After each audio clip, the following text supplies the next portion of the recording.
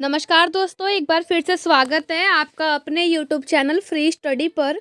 आज के वीडियो में हम बात करने वाले हैं अपना थर्ड क्वेश्चन, जिसमें हम जानेंगे कि भारतीय संविधान के अंदर शक्तियों का जो पृथक्करण है वो स्पष्ट रूप से मौजूद है या नहीं है। ठीक है, तो बेसिकली आंसर मैंने आपको ऑलरेडी बताया था कि हाँ में ही होगा, है ना। और देखो, वीडियो को स्टार्ट करने से पहले आप सभी को बेस्ट ऑफ लक आपके एग्ज़ाम के लिए। और टेलीग्राम ज्वाइन कर लेना, पहला तो मैं आपको यही बोलूँगी। दूसरा जो मैं हमेशा बोलती हूँ, प्लीज़ चैनल को सब्सक्राइब ज़रूर करना, वीडियो को लाइक करके बताना कि वीडियो कैसी लगी, और एक कमेंट ज़रूर कर देना कि आपको समझ में आ रहा है या नहीं आ रहा है। ठीक है, तो अब हमारा क्वेश्चन ये था कि क्या भारतीय संविधान में जो शक्तियों का जो बंटवारा है वो उसका डिस्ट्रीब्यूशन है स्पष्ट रूप से या नहीं। तो आप बताओगे कि हाँ, मतलब हमारा जो संविधान है उसमें लिखा, मतलब ऐसा लिखा हुआ है। उसके बाद भारतीय संविधान में शक्तियों का जो पृथक्करण है, जो डिस्ट्रीब्यूशन है, वो आपको बताना है कि जो इसका सिद्धांत है वो पूरी तरीके से कठोर रूप से लागू नहीं होता है। मतलब कहने का मतलब ये है कि भारतीय संविधान के अंदर शक्तियों के पृथक्करण की बात कही गई है, लेकिन ये लागू जो होता है ना, पूरी कठोर रूप से लागू नहीं है, लेकिन इसका जो उल्लेख है वो स्पष्ट रूप से किया गया है और इसे संविधान की मूल संरचना का हिस्सा भी माना जाता है। तो समझ में आया? कहने का मतलब ये है कि हमारे संविधान के अंदर ये स्पष्ट रूप से लिखा गया है, लेकिन पूरी तरीके से लागू नहीं है, कठोर रूप से लागू नहीं है। अब देखो, शक्तियों का जो पृथक्करण का सिद्धांत है वो क्या कहता है? वो यही कहता है कि शक्तियों का जो पृथक्करण है, यानी सरकार की शक्तियों को 3 अलग-अलग अंगों में बाँटा जाना चाहिए। पहला विधायिका, दूसरी कार्यपालिका, तीसरी न्यायपालिका। जिसमें विधायिका का काम होता है कानून बनाना, यानी कानून बनाने का काम करती है। कार्यपालिका का काम होता है कानूनों को लागू करना, और न्यायपालिका कानूनों की व्याख्या करती है और विवादों का निपटारा करती है। इस सिद्धांत के पीछे यह विचार है कि इन तीनों शक्तियों को एक ही हाथ में हम दे देते, यानी कि अगर हमारे संविधान के अंदर ऐसा कुछ नहीं होता तो सारी शक्ति एक इंसान के हाथ में आ जाती, यानी किसी एक के हाथ में। और इससे क्या है कि हमारा लोकतंत्र खतरे में पड़ जाता, और लोकतंत्र जो है वो तानाशाही की स्थिति पैदा कर सकता था। तो आपसे क्वेश्चन ऐसे भी पूछ सकता है कि, मतलब घुमा के, जैसे मान लो, अब देखो क्वेश्चन आपसे कैसे भी पूछ सकता है। अब क्वेश्चन आपसे ये पूछा गया है कि भारतीय संविधान में ये है कि नहीं है। क्वेश्चन पूछ लेगा कि भारत के संविधान में शक्तियों का जो पृथक्करण है वो आपके हिसाब से सही है या नहीं है। तो आप बताओगे कि हम हमारे हिसाब से सही है, अगर नहीं होता तो हमारा जो लोकतंत्र है वो लोकतंत्र खतरे में पड़ जाता, और लोकतंत्र किसकी तरफ कन्वर्ट हो जाता, वो एक सत्ताधारी या उस कंडीशन में जो सारी शक्तियाँ जो होती हैं वो एक ही इंसान के हाथ में आ जाती है, यानी तानाशाही बन जाता। ठीक है, तो ये आपको लिखना होता। उसके बाद भारतीय संविधान में यह सिद्धांत कैसे लागू होता है। भारतीय संविधान में विधायिका, कार्यपालिका और न्यायपालिका को अलग अलग किया गया है। देखो, अगर हम बात कर रहे हैं यहाँ पे शक्तियाँ कैसे विभाजित है, तो 3 ही भाग में है, 3 ही अंगों में है। सरकार के 3 अंग होते हैं, विधायिका, कार्यपालिका और न्यायपालिका। और कैसे विभाजित किया गया है, तो देखो, विधायिका का काम क्या होता है?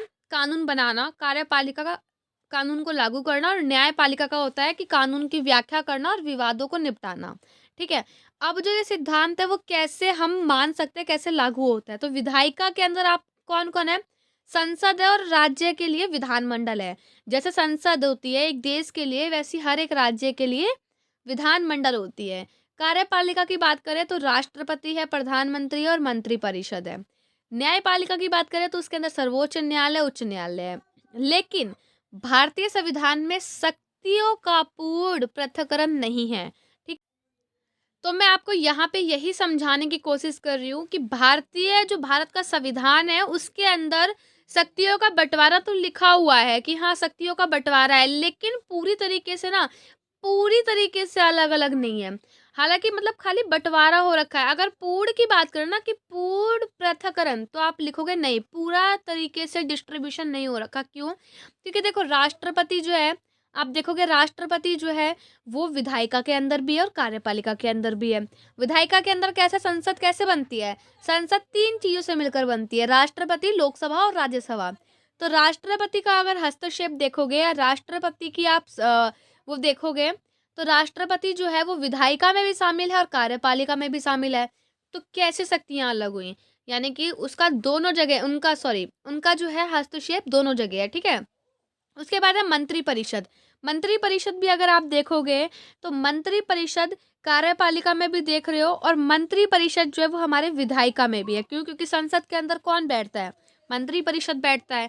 तो वही चीज़ बताया गया है कि जो मंत्रिपरिषद है वो विधायिका के प्रति उत्तरदायी होती है और कार्यपालिका का भी हिस्सा होती है। दोनों के साइड में है, मतलब राष्ट्रपति भी दोनों में है और मंत्रिपरिषद भी दोनों में है।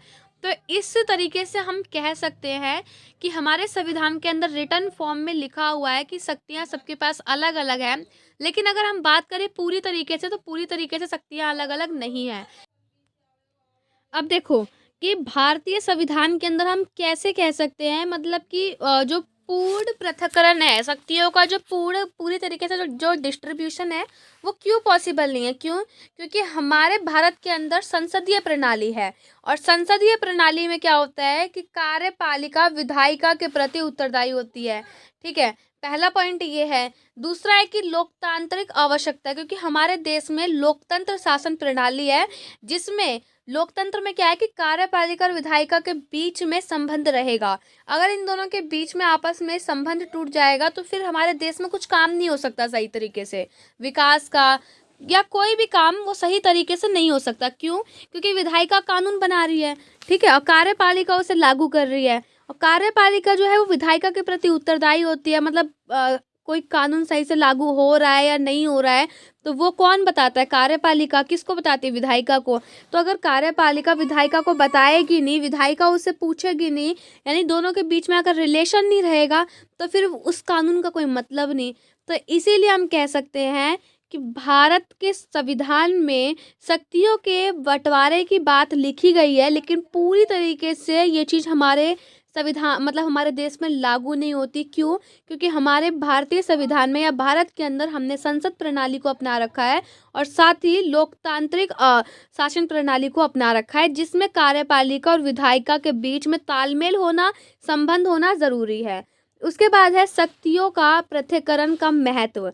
अगर शक्तियों का डिस्ट्रीब्यूशन नहीं होता तो क्या होता, या अगर डिस्ट्रीब्यूशन है तो उससे क्या पॉजिटिव इफेक्ट है?